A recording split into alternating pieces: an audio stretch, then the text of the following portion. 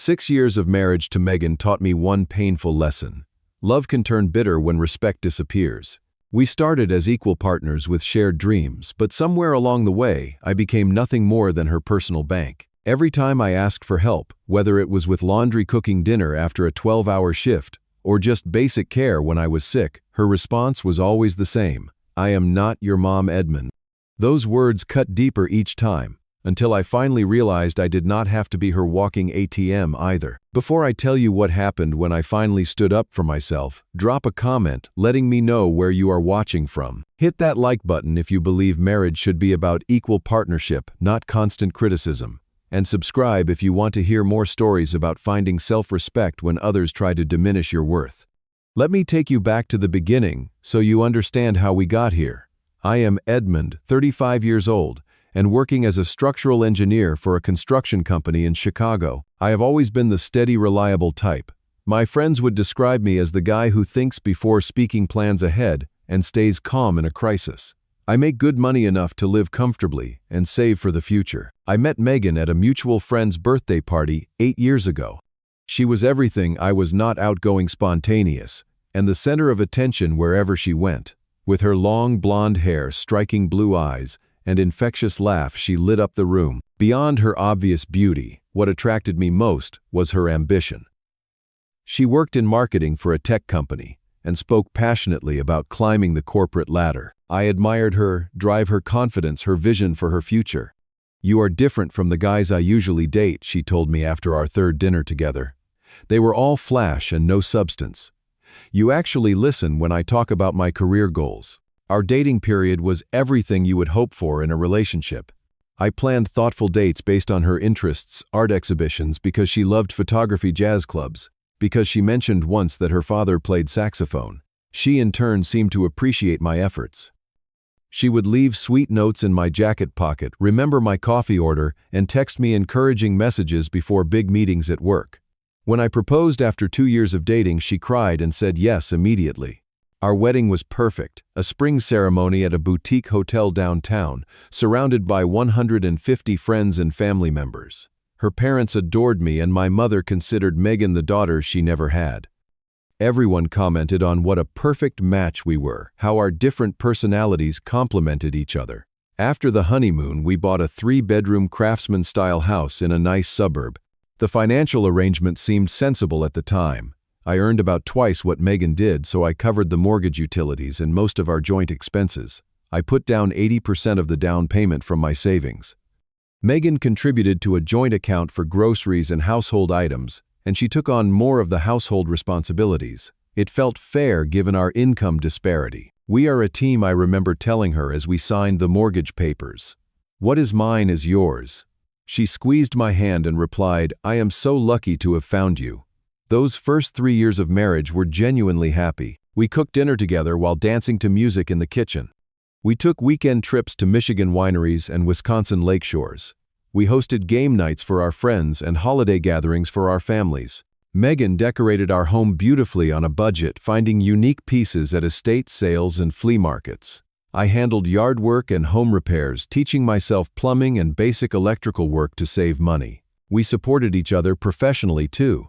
I proofread her presentations and let her practice pitches on me. She brought me coffee during late nights when I was working on complex project specifications. We celebrated each other's wins and provided comfort during inevitable setbacks. We were, just as I had said, a team. The change happened so gradually that I almost did not notice it at first. Around our 3rd anniversary, Megan received a significant promotion at work. Her new role came with more responsibility, longer hours, and a 30% salary increase. I was thrilled for her, genuinely proud of her accomplishment. We celebrated with an expensive dinner, and I bought her a designer handbag she had been eyeing for months. What I did not expect was how this professional success would alter our relationship dynamic. Despite her increased income, our financial arrangement remained exactly the same.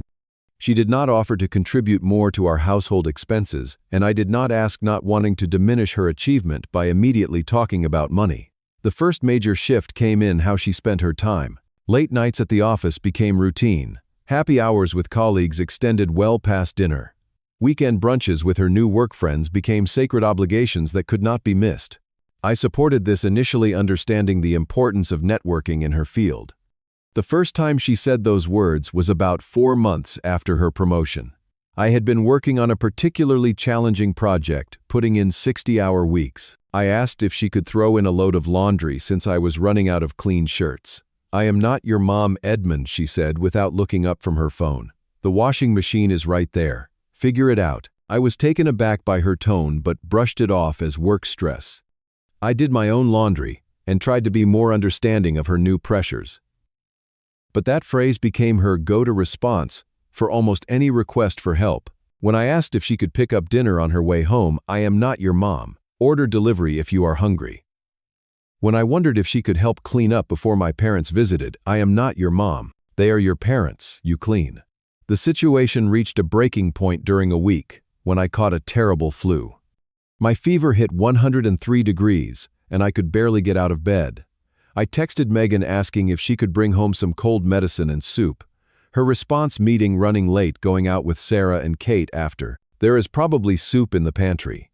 I am not your mom. Call her if you need someone to take care of you." I dragged myself to the kitchen, found nothing but old crackers and pasta, and ended up ordering delivery while shivering under 3 blankets. Megan came home after midnight, slept in the guest room to avoid getting sick, and left for work before I woke the next morning. Despite this treatment, I continued handling all our household finances. I paid the mortgage, utilities, both our car payments, insurance premiums, and maintenance costs. I fixed leaky faucets, replaced the water heater when it failed, and repainted the exterior of our house myself to save money. I even kept paying for her monthly salon appointments, gym membership, and the credit card she used for shopping and lunches. The inequality became impossible to ignore. I was working full-time, doing most of the cooking and cleaning, maintaining our home, and covering the majority of our expenses. Meanwhile, Megan contributed the same modest amount to our joint account that she had when earning much less, while her personal shopping increased dramatically. When I tried to discuss this imbalance, Megan became defensive. "You make this sound like I am taking advantage of you," she said during one particularly heated argument. "I work hard too, you know." "I never said you did not work hard," I replied. "But we are supposed to be partners. I feel like I am carrying most of the weight in this relationship." "You are being dramatic." Mike never complains about helping Jessica. He actually enjoys doing things for her without keeping score. Mike was the husband of her friend from work, who apparently never asked for help and handled everything without complaint. "I am not keeping score," I said. "I just want to feel like we are equally invested in this marriage." She rolled her eyes and walked away, conversation over. With each dismissive "I am not your mom" comment, I felt more disrespected and taken for granted. It was not about the laundry or the errands or even the soup when I was sick. It was about the fundamental lack of care behind her words. The message was clear. My needs were an imposition, my requests an annoyance, my feelings irrelevant. The breaking point came on my 35th birthday. I did not expect anything extravagant, but I thought at least some acknowledgement of the day would be forthcoming. I woke up to no card, no message, nothing. Megan had already left for work without a word. Throughout the day, friends and family called and texted with birthday wishes. My parents sent a care package. My colleagues surprised me with cake at lunch. But nothing from my wife. I arrived home to an empty house and ordered takeout for myself.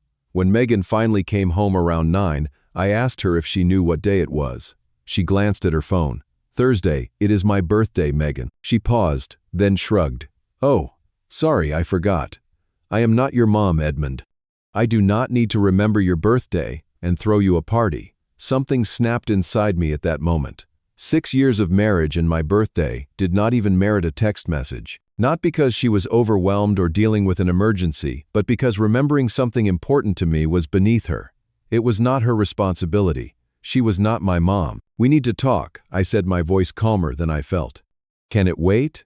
"I am exhausted," she replied already, walking toward the bedroom. "No, it cannot wait. We are going to talk about our relationship right now." My serious tone must have registered because she stopped and turned around. "Fine. What is the problem now?" "The problem is that this marriage has become completely one-sided. I pay for almost everything. I maintain our home. I try to support your career and your social life. And in return, I get reminded that you are not my mom whenever I ask for the smallest bit of help or consideration. Are you seriously this upset about a birthday? Grow up, Edmund. This is not about the birthday. This is about respect. Do you even like me anymore? Because it does not feel like it. The conversation that followed was brutally honest. Megan admitted that she found my request for help needy and unattractive. She said it made me seem less masculine when I asked her to do things for me. A real man should be self-sufficient, she said, as if reciting from some relationship manual. A real partnership should be mutually supportive, I countered. If I am not worth your time and effort, maybe you should not be worth my financial support either. She laughed, actually laughed at this. What are you going to do? Stop paying the mortgage? We would both be homeless. No, but I could stop paying for your car, your credit cards, your salon appointments, your part of the utilities. I could pay only my fair share, just like you do. You would not, she said, but there was a flicker of uncertainty in her eyes. Try me. That night I slept in the guest room. The next morning I went to the bank and opened a new account in my name only. I transferred my direct deposit information so my next paycheck would go there instead of our joint account. Then I made a detailed spreadsheet of all our expenses, dividing them proportionally based on our incomes. I implemented my new financial plan immediately and completely. I calculated exactly what Megan should pay, based on our current incomes, 40% of the mortgage, utilities, and home insurance, 100% of her personal expenses, car payment, car insurance, credit card bills, clothing, salon services, and her portion of our cell phone plan. I drafted a clear, businesslike email outlining the new arrangement and sent it to her work address with the spreadsheet attached. The subject line read, "Updated household financial responsibilities." I explained that since she had repeatedly established that she was not responsible for providing care or assistance to me, I would no longer be responsible for subsidizing her lifestyle. The email concluded, "This is not a negotiation. This is how things will be moving forward. I have already changed my direct deposit information. Your portion of the mortgage and utilities for this month totals $2,340. Please transfer this to the joint account by the 1st of the month." Megan did not respond to the email that day, or the next. I assume she thought I was bluffing that I would back down if she ignored me long enough. She had always been able to smooth things over before with minimal effort when she wanted something from me. The first sign that she had finally read and understood the email came 3 days later. She called me in the middle of the day, her voice tight with anger. My credit card was just declined at Nordstrom. Did you remove your payment authorization? Yes, I replied calmly. As per my email, you are responsible for your own credit card bills now. This is ridiculous. Edmund, I was shopping with Kate and Jessica. Do you know how embarrassing that was? I am not your dad, Megan. Managing your credit cards is not my responsibility. I hung up before she could respond. The phrase felt good to say after hearing its counterpart so many times. That evening, Megan came home earlier than usual. She attempted a different approach, cooking dinner for the first time in months and opening a bottle of wine. I think we got off on the wrong foot with this whole financial discussion, she said, her voice sweetly reasonable. We should talk about this like adults. There is nothing to discuss. The new arrangement is already in place. But it is so transactional. That is not what marriage is supposed to be. I nearly choked on my wine. That is rich coming from you. You have been treating our marriage like a business arrangement for years. You contribute the bare minimum while expecting maximum returns. That is not fair. I contribute in other ways. Like what exactly? You do not cook. You do not clean. You do not even ask how my day was anymore. When was the last time you did anything for me, Megan? Anything at all? She could not answer. Because we both knew the truth, she had stopped putting any real effort into our relationship long ago. The only difference now was that I had stopped compensating for her lack of investment. The following weeks were tense as Megan adjusted to her new financial reality. Her first shock came when she reviewed her credit card statements and realized how much she had been spending. The second came when she calculated her actual take-home pay against her new expenses and discovered there was a significant shortfall. She tried various tactics to reverse my decision. She attempted seduction, suddenly interested in intimacy after months of rejecting my advances. She tried guilt, calling my mother to complain about my controlling behavior, which backfired when my mother, aware of how Megan had been treating me, took my side. She even tried a brief period of playing the devoted wife, cooking meals, and asking about my work. None of it swayed me because I had finally recognized the pattern. Megan only gave when she wanted something in return. There was never any genuine care behind her actions, only calculation. This is not about the money, I explained during another argument. This is about respect. You cannot treat me like an inconvenience when I need something, but expect me to be your safety net when you want something. Megan's shopping trips became less frequent. Her $300 salon visits were reduced to necessary haircuts. Lunches out with colleagues were replaced by packed meals from home. She canceled her premium gym membership and started running in our neighborhood instead. She was living within her actual means for the first time in our marriage, and she clearly hated it. But more than the lifestyle adjustment, what seemed to bother her most was the loss of power. She had grown accustomed to wielding the phrase, "I am not your mom," as a weapon to keep me in my place while enjoying the benefits of my financial support. About 6 weeks into the new arrangement, Megan's parents showed up unannounced at our door on a Sunday afternoon. Her father, a retired accountant with old-fashioned views about gender roles, was fuming. "What kind of man makes his wife pay bills?" he demanded before he even sat down. "Megan says you have been nickel and diming her over every expense. Did she tell you she refuses to help with anything around the house?" I asked calmly. "Did she mention she went shopping while I was sick with a fever of 103 degrees, or that she forgot my birthday? Because in her words, she is not my mom." Her parents exchanged uncomfortable glances. "She said you suddenly changed all the financial arrangements without discussion," her mother said, her tone softer than her husband's. "After 5 years of paying for everything with no complaint," I responded. "Did she happen to mention that part, or how much her shopping habit costs every month?" By the end of that uncomfortable conversation, even Megan's father looked disturbed. "We raised you better than this," Megan, was all he said before they left. That evening, Megan suggested we try marriage counseling. I agreed, not because I thought it would save our marriage, but because I wanted an objective third party to confirm I was not being unreasonable. Our first session was revealing. The therapist asked us each to describe our contributions to the relationship. I listed mine: financial support, home maintenance, cooking, cleaning, emotional support when permitted. Megan struggled to name specific contributions beyond, "I work hard, and I am supportive in my own way." When asked directly about the "I am not your mom" comments, Megan became defensive. "He asks me to do things that are not my responsibility. I am his wife, not his caretaker." Is asking for soup when sick, requesting caretaking or partnership, the therapist asked gently. By the third session, Megan broke down and admitted she had taken me for granted. "I got used to Edmund handling everything," she confessed.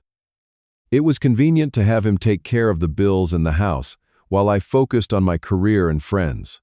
"And how did you reciprocate that support?" the therapist asked. Megan's silence was answer enough. After 6 weeks of counseling, it became clear to me that our fundamental values were incompatible. Megan saw marriage as a vehicle for her comfort and convenience.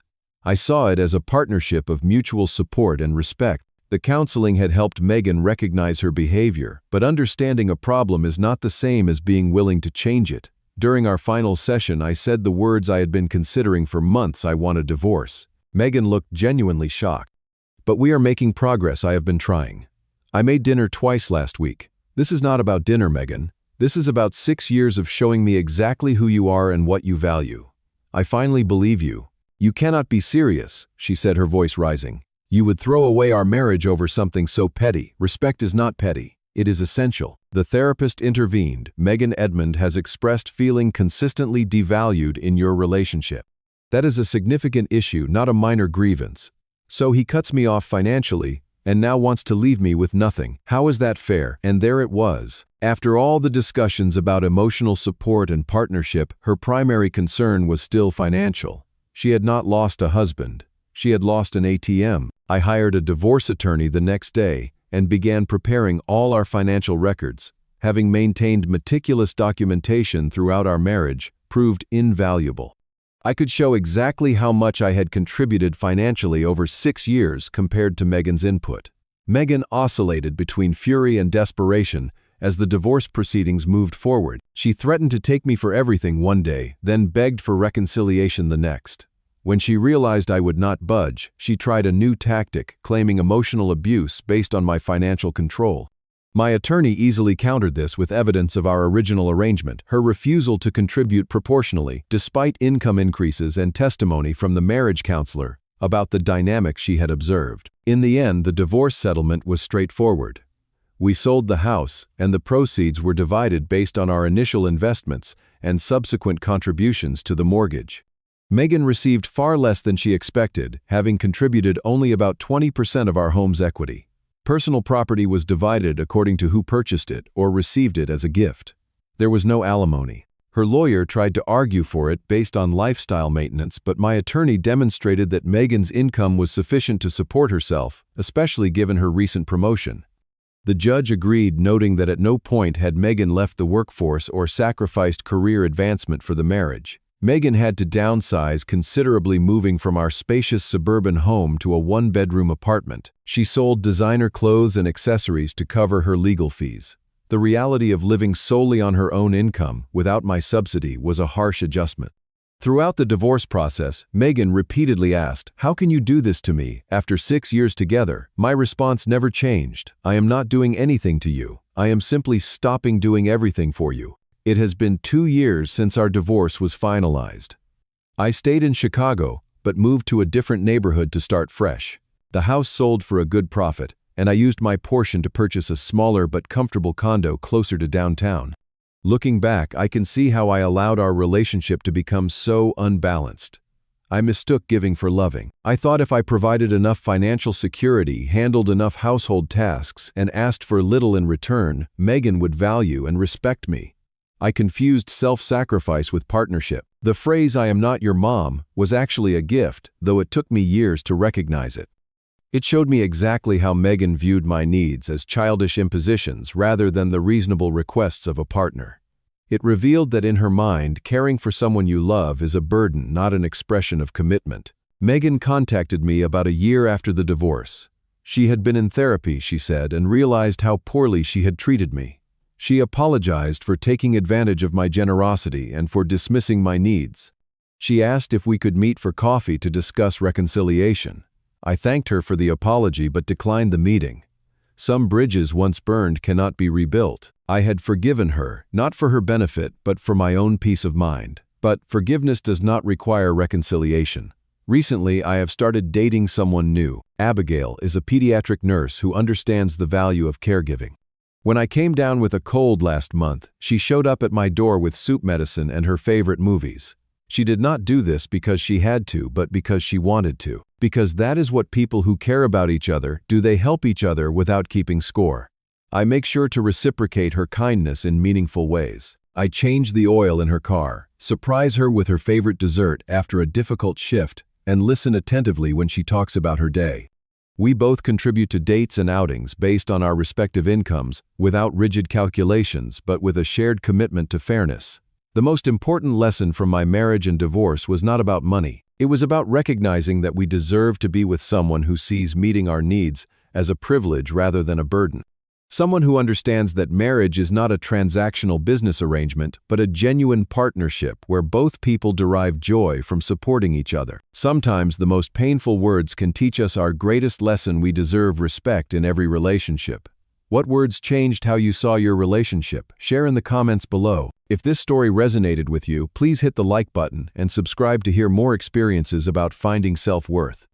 And if you know someone who might benefit from this message, share this video with them. Thank you for listening to my story. And remember, you deserve a partnership where your needs are met with love, not resentment.